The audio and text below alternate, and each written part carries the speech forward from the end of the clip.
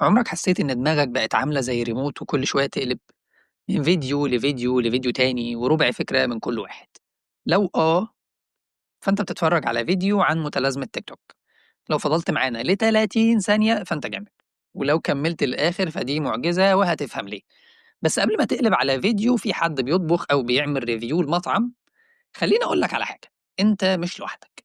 العالم كله تقريبا دخل في دوامة من مفيش تركيز، مفيش استقرار، مفيش معنى، وكل ده بسبب 60 ثانية أو أقل.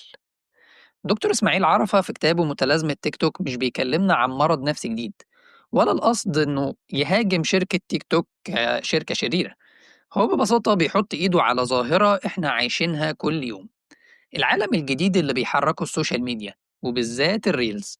المحتوى ده بيشكلنا، بيعيد برمجة مخنا، وبيخلي التفكير العميق رفاهية، والملل جريمة، ولازم تاخد حقك فيها. متلازمة تيك توك مش تشخيص، هي وصف الحالة مجتمعية.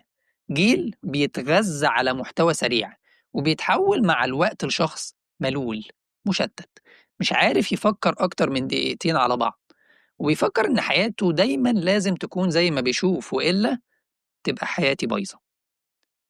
الكاتب بيشرح إن اللي حصل ده مش وليد الصدفة، ده نتيجة تراكمات بتحصل من سنين: فيسبوك، انستجرام، يوتيوب، وأخيرا تيك توك. كل واحد فيهم عمل أبجريد لمستوى شد انتباهك، بس سابنا من غير كتالوج للحياة الطبيعية. والنتيجة التركيز ضاع. بقينا بنقلب بين فيديوهات أسرع من تفكيرنا. عقلك مش مخلوق يستقبل أكتر من 30 قصة في 5 دقايق، بس إحنا بنحاول. العلاقات اتشوهت، اللي قدامك مش بيكملك، بيكمل شكل حياتك على الانستجرام.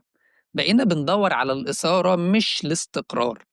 طب والقرار بقى صعب، كل حاجة متاحة، وكل اختيار له 1000 بديل، فليه نختار؟ طب إيه الحل يعني؟ أرمي الموبايل؟ الإجابة اللي تفرحك هي نفس الإجابة اللي هتوجعك: لأ. الكاتب بيقولك إن الحل مش في الهروب، الحل في الوعي. نفهم إحنا بنتأثر إزاي، ونبدأ نفك الرابطة شوية بشوية.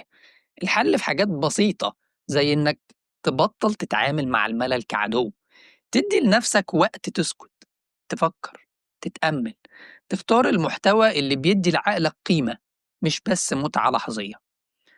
طب تيجي أسألك سؤال وجودي: ليه بقينا كده؟ ليه بقينا مشغولين طول الوقت، مش قادرين نركز في أي حاجة بجد؟ الكتاب بيقول إن الجزء من السبب هو إن الزمن نفسه بقى سريع زيادة عن اللزوم. كل حاجة بتحصل ورا بعض، ترند بيجي وترند بيروح، وإحنا بنجري، مش عارفين بنجري ليه ولا رايحين فين. والمشكلة الأكبر إننا مش بنلحق نقف ونسأل: هو أنا عايز إيه؟ أنا مبسوط؟ حياتي ماشية إزاي؟ بقينا عايشين اللحظة مش لأنها حلوة، بس عشان مفيش وقت نفكر في اللي وراها، فضاع المعنى.